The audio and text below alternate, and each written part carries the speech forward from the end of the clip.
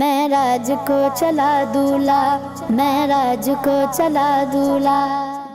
کہ سرکار کے معراج کی رات نبیوں کو بلانے کا پرپز کیا ہے، مقصد کیا ہے؟ وَمَا أَرْسَلْنَا مِن رَّسُولٍ إِلَّا لِيُطَاعَ بِإِذْنِ اللَّهِ۔ رب کہتا ہے ان کی امپیریٹو پالیسی ہم دے کے بھیجتے ہیں، نبی کی اطاعت ضروری ہے، الا لیطاع، مگر اس لیے بھیجتے ہیں کہ وہ ان کی اطاعت کی جائے، جس کا مطلب یہ ہے جو نبی کا دائرہ رسالت ہے نا، اس کی جوڈیشری، لیجسلیچر اور ایگزیکٹو، یہ تینوں ادارے نبی کے پاس ہوتے ہیں، رسول کے پاس ہوتے ہیں۔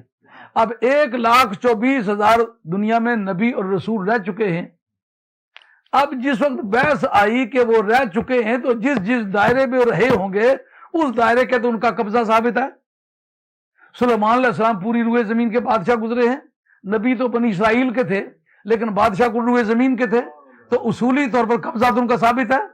جو جو نبی اور جو جو رسول جس جس حلقے کا نبی اور رسول رہا ہے اس پر قبضہ تو اس کا ثابت ہے۔ اب رب کہتا ہے اور سارے نبیوں سارے رسولوں آ جاؤ، کیوں؟ ہم دیکھنا چاہتے ہیں یہ کہ تم قبضہ چھوڑنا چاہتے ہو کہ نہیں، سمجھو۔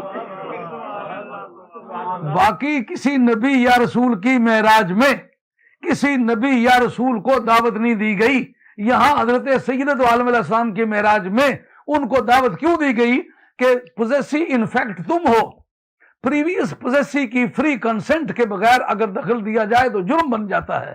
ہم تم سے پوزیشن ویکیٹ کرنا چاہتے ہیں، تم قبضہ چھوڑنا چاہتے ہو کہ نہیں؟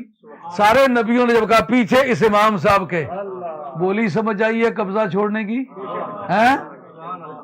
انہوں نے کہا پیچھے اس امام صاحب کے، جس کا مطلب ہتھیار ڈال دیے ہیں، ہم نے قبضہ چھوڑ دیا، اس کو اپنا امام مانتے ہیں۔ اب سارے انبیاء علیہ السلام کی ذات بابرکات کا موجود ہونا، ان کا سرکار کے پیچھے نماز پڑھنا اس امر کی شہادت بنتا ہے کہ نہیں کہ اس کا معراج کے ساتھ تو کوئی تعلق نہیں تھا، اصل میں قاعدہ یہ تھا کہ موقع کا قبضہ پروردگار دلانا چاہتا ہے۔ معراج کو چلا دولا، معراج کو چلا دولا۔